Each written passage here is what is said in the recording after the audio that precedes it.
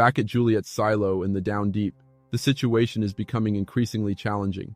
Supplies are running critically low, and tension is building among the residents. The barricade, which blocks access to essential resources, presents a significant obstacle. The group is working together, brainstorming creative ways to overcome this challenge and secure what they need to survive. Determination and unity drive their efforts as they race against time. The residents in the down deep realize they can't survive like this forever. They need allies from the upper levels.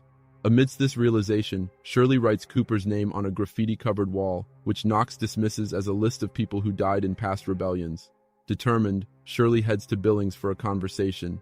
She tells him that while he's down there, he might as well lend a hand. Billings replies, "I'll help as far as the pact allows."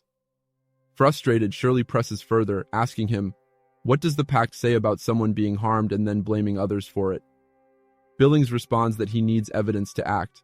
This only angers Shirley more as she retorts, "You know I'll never be able to get you proof." The conversation becomes increasingly tense as Shirley appeals to logic and cooperation, while Billings continues to bring up the pact and the founders. The back and forth leaves Shirley exasperated, feeling like she's hitting a wall with his rigid adherence to outdated rules. Billings reminds Shirley that the pact is the foundation of their lives, but she snaps back saying, "At some point, you just need to call it what it is, nonsense." Realizing she's getting nowhere, she leaves the conversation in frustration. Later, Billings faces another tense discussion, this time with his wife Kathleen. While Kathleen was tending to Patrick Kennedy, Patrick mentioned that Billings had a picture from the before times. This revelation upset Kathleen, as she felt betrayed that Billings had kept such a relic hidden from her. When Billings got home, he showed her the photo, and together they teared up, moved by the beauty of a world long lost to the silo. While looking at the photo, Kathleen asked Paul softly, "What happened?" Paul, tears streaming down his face, responds, "I don't know, and I don't know what to do." The weight of their situation hangs heavy between them. Meanwhile, Shirley heads to Walker's workshop for a meeting with others to figure out how to get the supplies and medical essentials they desperately need to survive.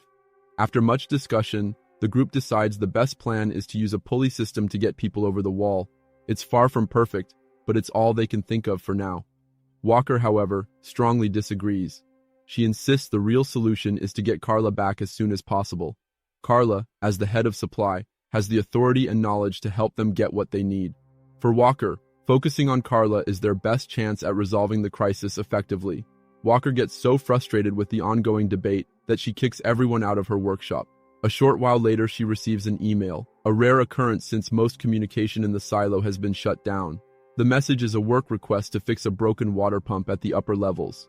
Thinking it's just another routine task, Walker doesn't suspect anything unusual. However, when Shirley hears about it, she's immediately convinced it's a trap designed to lure Walker into danger. Shirley's suspicion adds a layer of tension as they debate the next steps. Walker doesn't seem to care if the water pump request is a trap. To her, it's a win-win scenario. Either she fixes the pump and proves her mechanical genius yet again, or it's a trap, and maybe she gets thrown in with Carla. "Hey, at least I'd have company," she probably mutters under her breath. Deep down, though, Walker just wants to escape the constant reminders of what everyone isn't doing to bring back the love of her life. With an air of, "I'm too old for this nonsense," she heads up the stairs, determined to find out what's going on with the pump. Meanwhile, Lucas Kyle is knee-deep in his quest to figure out Salvador Quinn's cryptic letter.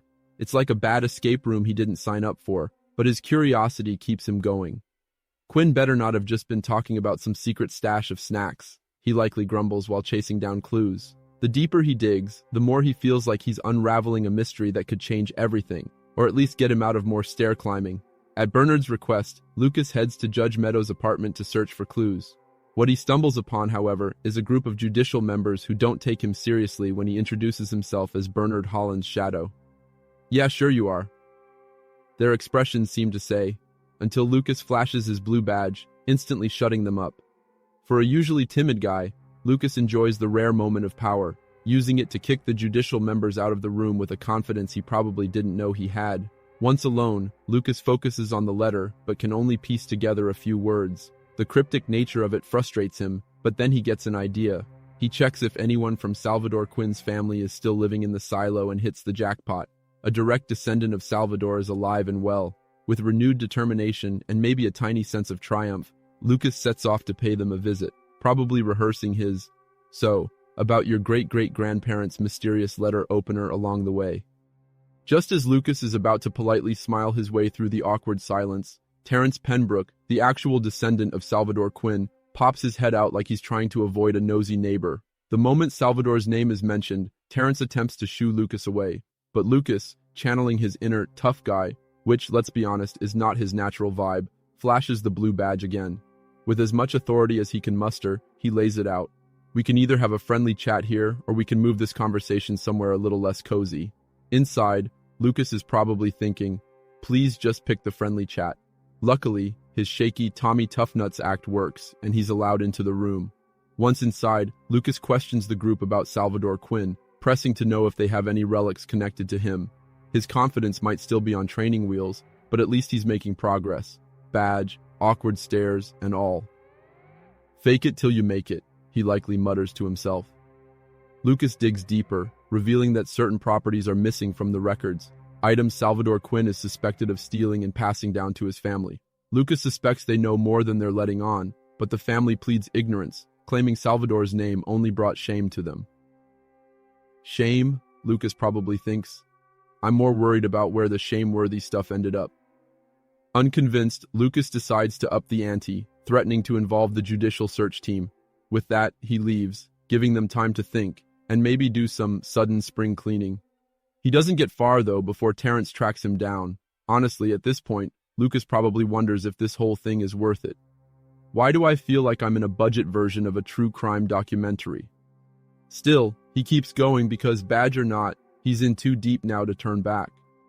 The first thing Terrence does when he catches up with Lucas is call out his Tommy Toughnut act. "Let's be honest, buddy. You're about as intimidating as a puppy with a clipboard," Terrence might as well have said.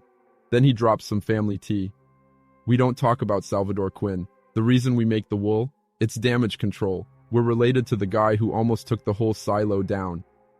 Lucas, clearly frustrated by the lack of cooperation and all this, "We don't talk about Bruno" nonsense, decides it's time to head back up top. He gives Bernard a full rundown of his not-so-productive chat with Salvador Quinn's descendants. As he vents, he casually throws in a dig. "Salvador Quinn? Total failure. Let rebels burn the books, the servers. Basically erased any history from 140 years ago. Great legacy, huh?" At this point, you have to feel for Lucas. Between reluctant wool makers and cryptic family drama, he's practically starring in a silo soap opera. Maybe next time he'll stick to easier assignments, like finding a missing wrench. Bernard stops Lucas mid-rant and drops a truth bomb. No, Salvador Quinn wasn't a failure. He was a hero. Cue Lucas's confused face, probably thinking, hero? The guy they practically turned into Voldemort? Bernard explains that while the official story paints Salvador as a villain, the reality is far different. Salvador Quinn actually saved the silo. Every 20-30 years, there was a rebellion. Bernard begins, with the tone of a guy who knows too much. Each rebellion risked opening the airlock, threatening everyone. Salvador saw the pattern and decided enough was enough. So, what did Salvador do? He cut off the silo's history. He severed access to the servers, confiscated the books, and shifted the blame onto the rebels. But his chef's kiss moment? He introduced something into the water supply that made everyone forget. Within 2 months, no one remembered the truth. All they knew was the sanitized version of events, that it was the rebels who burned the books and destroyed the servers. At this point, Lucas is probably staring at Bernard like he's recounting some dystopian bedtime story. So, let me get this straight, Lucas might think. The guy turned the entire silo into a history-free zone, spiked the water, and somehow he's the good guy. Yep, that's exactly what happened. Salvador Quinn didn't just rewrite history, he erased it. Salvador Quinn's actions ensured 140 years of peace, but now, that fragile balance is unraveling. Armed with this revelation, Lucas heads back to Terrence's apartment. This time, instead of flashing his badge like some overzealous rent-a-cop, he apologizes to the entire family for his earlier behavior. Lucas tells them that Salvador Quinn wasn't a failure, nor someone they should feel ashamed to be related to. The girl who initially answered the door then drops a bombshell. Judge Meadows had also visited the family and tried to tell them the same thing. This was news to Lucas, and he immediately asks, what did she want? The answer? Books. Whether they were relics or just regular old reads. Meadows wanted anything that had belonged to Salvador Quinn. She even made a trade for them. The family pulls out 3 books Meadows traded for the 1 book belonging to Salvador Quinn, an old copy of the Pact. For Lucas, this is a huge clue. He rushes to Meadows' old apartment to find that very book, and sure enough, it's there. When he deciphers part of it, the message reads, "If you've gotten this far, you already know the game is rigged." What Lucas doesn't realize is that kicking the judicial men out of Meadows' apartment earlier raised red flags with Judge Sims. Curious and suspicious, Sims tries to figure out what Lucas is up to. First, he turns to Almondson for answers, but Almondson isn't willing to spill the beans. That's when teamwork saves the day, or at least the plot. Camille steps in and has a little chat with Almondson. She reminds him that he and Sims have a close working relationship, and that the silo's current state is less than ideal. She points out that Sims, armed with the right information, could potentially fix things. After some convincing, Almondson finally caves. He sends Robert a cryptic email with instructions on where to meet, setting the stage for more intrigue and unraveling secrets. Sims, frustrated but determined, finally tracks down Lucas Kyle as Lucas is leaving Judge Meadows' old apartment. Sims demands answers, and Lucas, trying to play it cool, tells him he's there because Mayor Holland wanted him to retrieve a book. He even shows Sims the Pact, but to Sims it's meaningless. Still, Sims gives Lucas a pointed warning. Bernard always plays 4 moves ahead. You might think you're helping him, but trust me, you're disposable. Watch yourself. As Lucas prepares to leave, Sims adds one more chilling remark. Your mother works in hospice on 85, right? I'm sure she wouldn't want her son as a patient. While the scare tactic might rattle most people, Lucas keeps his composure, walking away calmly, even though the tension lingers like a bad joke at a dinner party. Meanwhile, Bernard has been busy pulling strings. He's the one who emailed Walker under the pretense of a water pump issue. When she arrives, she discovers it was all a ruse. Bernard wanted to talk. His deal is simple and ruthless. If Walker ever wants to see Carla again, she needs to provide information to shut down the rebellion. Reluctantly, and with Carla's safety in mind, Walker agrees. She reveals Teddy's plan to break into supply, leading to the team being caught.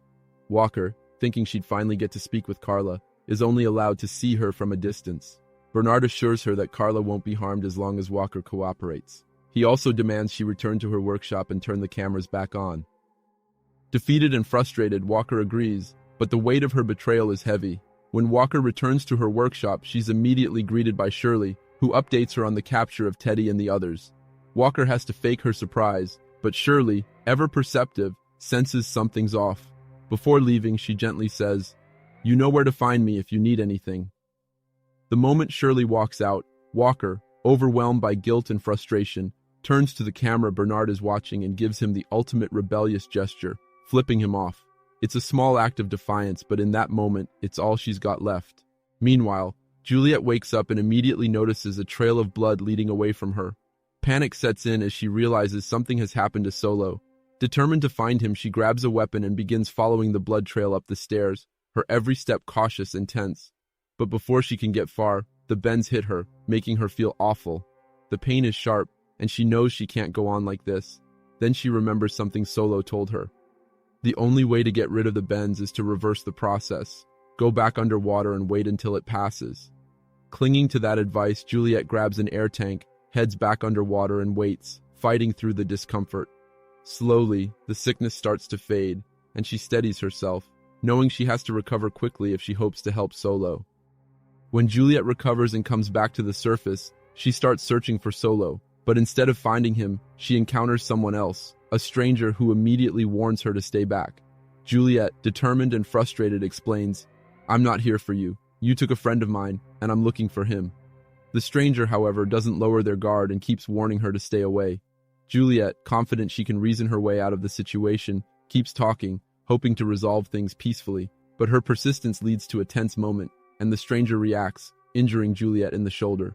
Wounded and out of options, Juliet has no choice but to retreat.